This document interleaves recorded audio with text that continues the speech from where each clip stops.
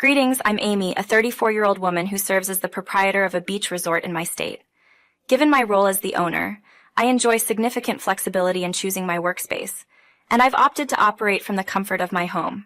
However, my mother-in-law and sister-in-law did not take kindly to this decision, leading to months of bullying and belittlement. Nevertheless, I assertively put them in their place in a manner that upheld my dignity. Now let me delve into my narrative. Raised in a family immersed in various industries, our most lucrative venture was the hotel and resort sector. At the age of 17, I began interning at our lakeside resort, and it soon became a central part of my life. The joy of interacting with clients and managing accounts became a daily source of anticipation.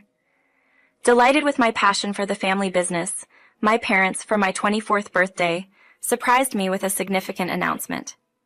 "Sweetie, your dad and I have been contemplating something substantial over the past year. We believe you've demonstrated more than enough potential," my mother disclosed as they handed me a set of documents. "These are for you. We're transferring the ownership of the lakeside resort to you." Overwhelmed with gratitude, I embraced the responsibility and promised not to let them down. Pouring my heart and soul into the business, I witnessed its flourishing within a year, achieving financial stability for a lifetime. Though my parents facilitated my success, meeting my husband Ryan through a dating app added a new chapter to my life, approximately 6 years into my ownership of the resort. Financially flourishing, my romantic life was a tale of tragedy, and the encroaching loneliness led me to sign up for a dating app. The ensuing match with Ryan surpassed the expectations set by his profile. In person, he radiated charm and chivalry, proving far more handsome than his online portrayal. As our connection deepened, we embarked on numerous dates. Guided by my parents' teachings to be wary of people, especially regarding money, I approached relationships cautiously. Despite dating Ryan for 3 years before disclosing my wealth, his indifference to it reassured me. He emphasized that my wealth wasn't what attracted him. It was who I was. Kept secret for a significant period, I entrusted Ryan with the knowledge, urging him to keep it private, and he willingly agreed. Our wedding, celebrated with a sizable ceremony, marked the union of Ryan and me. Although most guests were from Ryan's side, we relished the joyous occasion. Meeting Ryan's mom, Cheryl, and sister Grace on several occasions before the wedding, they seemed decent and not overtly problematic. Despite their occasional awkwardness and hushed conversations, I paid little mind to it, as long as it didn't jeopardize my relationship or life. However, Ryan, perturbed by his mother and sister's behavior, understood when I decided to keep my distance from them. 1 month after our marriage, Ryan approached me with a request. "Babe, my mom and sister are in a tight spot. Can they stay with us for a while? They're a couple of months behind on rent and facing eviction." Upon receiving a call from my mom and sister facing a similar predicament, I empathized and readily agreed, allowing them to stay with us. However, Mom mentioned they'd be staying for approximately 6 months to work and save up for a new place. While that seemed manageable, it was crucial for them to actively participate in household responsibilities. Living here meant contributing to chores and various tasks, and I assured Mom that I'd ensure it happened. Unfortunately, this decision took an unexpected turn. Cheryl and Grace, for some reason, believed Ryan owned our house, which wasn't an issue for me. However, it led to complications. I had a significantly higher income than Ryan, a fact he never disclosed. Ryan remained silent, fearing that revealing my wealth could lead to exploitation by Cheryl and Grace. Observing our home, they assumed Ryan earned more and began belittling me. They consistently neglected their chores, leaving messes everywhere. Despite Ryan's repeated requests for them to clean up after themselves, they dismissed the idea, citing a familial bond as an excuse. Owning the resort allowed me the freedom to choose where I worked, and I opted to work from home. Strangely, Cheryl opposed the idea of working from home, and Grace displayed blatant disrespect. Both disrupted me regularly, causing further tension. While engaged in the process of organizing crucial matters, if there was a scheduled meeting, they would intentionally task me with errands just before. If I attempted to resist, they would cite financial constraints or lack of transportation. What exacerbated the situation was their unemployment and the absence of any genuine efforts to seek employment. They comfortably resided in our home, consuming our resources. I wouldn't have minded if they had taken responsibility for their untidiness. Cheryl and Grace condescendingly viewed me, and enduring it was manageable for a time. However, living with them, subjected to their constant inane comparisons, became tiresome. They perceived me solely as a stay-at-home wife, glued to my computer and phone all day. They believed their son worked diligently and brought home the earnings. My husband, Ryan, shared my sentiments. He, too, grew weary of feeling inferior due to their unintentional actions. Above all, he despised their lack of regard for me and their audacity to trample over me. The breaking point arrived when I invited friends for brunch. Having informed Cheryl and Grace, I politely requested them to steer clear of common areas for around 3 hours. They willingly agreed, and though odd, I accepted without conflict. However, my gratitude proved premature. Half an hour into my friend's presence, Cheryl and Grace strolled in, introducing themselves. At this juncture, irritation coursed through me. To exacerbate matters, they delved into portraying me as a pampered individual, adept only at subsisting on the finances of others. Despite the evident discomfort on my friends' faces, their proximity allowed them insight into the intricacies of my connections with my mother and sister-in-law. An uneasy and awkward silence enveloped my circle as Cheryl and Grace reveled in my vexation, laughing at my expense. Aware that any reaction from me would be eagerly consumed, I rose and motioned to depart. Seeking consensus from my friends, they swiftly concurred, and we vacated the premises with such celerity that one might have presumed the house was ablaze, a prospect I momentarily wished for. Upon my return, I retreated straight to my room, anticipating a reprieve from encountering Cheryl and Grace until my temper subsided. The audacity of their disrespect lingered, fueling my seething discontent. Their actions had crossed a line, and I resolved to make them recognize the source of the funds sustaining their lifestyles. I bided my time until Ryan returned home, weary from work. When he inquired about my day, I recounted the events, highlighting the inappropriate conduct of my mother and Grace. Ryan, indignant on my behalf, proposed confronting them, but I held him back, revealing an alternative plan. I was contemplating whether you'd be agreeable, but I'm intrigued. How about proposing a brief getaway to the seaside and accommodating them at my private retreat? Brilliant. It's a clever move that will firmly establish boundaries. Okay, but here's where my scheme takes a darker turn. I'm thinking of not letting them stay, escorting them all the way there and just abandoning them. We can relish our time, return, and wait for them to find their way back home. Let's do it. They've earned it. Do you also want to expel them?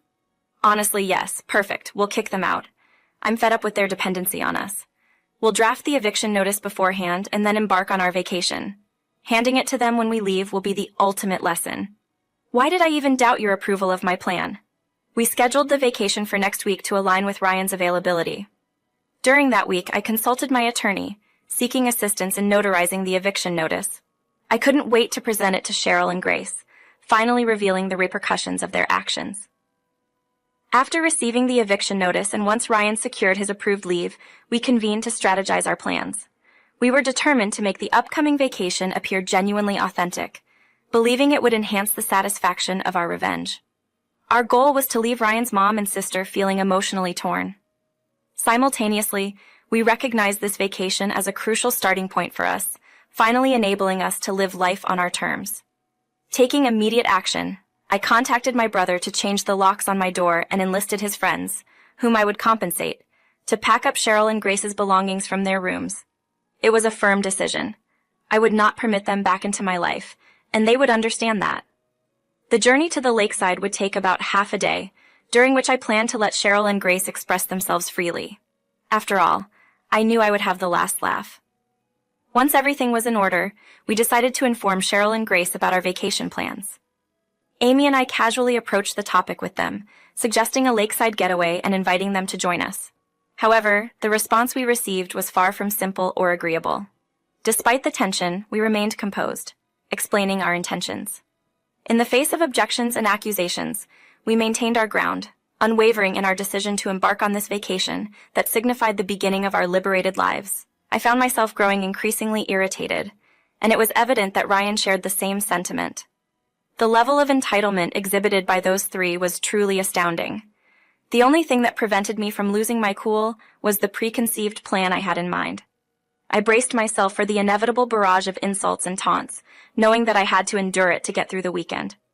As we prepared for our vacation, Cheryl and Grace couldn't stop chattering incessantly. Despite the constant background noise, Ryan and I exchanged knowing glances now and then. When we finally arrived at our destination, Cheryl and Grace gawked at the resort in awe, discussing its beauty loudly. They kept pausing, emphasizing Ryan's ability to afford such a luxurious retreat. Ryan, on the other hand, seemed embarrassed, keeping his head down. Cheryl and Grace didn't miss an opportunity to make me feel inadequate. They repeatedly emphasized that I should be grateful for Ryan's invitation, insinuating that I didn't deserve the things he did for me. Nonetheless, I held my head high as I entered the resort. Cheryl and Grace followed closely behind, taunting me persistently, while Ryan waited with the bellhop to unload our belongings. Upon reaching the receptionist greeted me, addressing me as boss. This prompted an immediate objection from Cheryl and Grace, claiming that they, not I, were the ones deserving of such a title. In response, I calmly asserted that Miss Amy was, quite literally, my boss.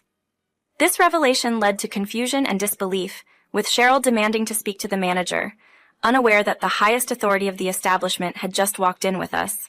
My mom. I doubt there's much that my manager can assist you with. Both of their expressions grew pale as they attempted to further argue the matter with the receptionist. However, she steadfastly maintained her stance on me being the resort owner. I simply observed as they stumbled over their words, realizing how poorly they had treated me. It seemed they connected the dots, recognizing that my time on the phone and laptop was spent working and earning money. When Ryan entered, they immediately confronted him, expressing their anger. "How could you deceive us? What's this about?" Ryan, unfazed, responded, "Why should I disclose my wife's ownership of the resort or her wealth? It's not my place to share someone else's business. You've embarrassed us all this time," they exclaimed. Ryan retorted calmly, "If knowing about my wife's social status and earnings was necessary for you to treat me decently, I'd rather not have you in our lives."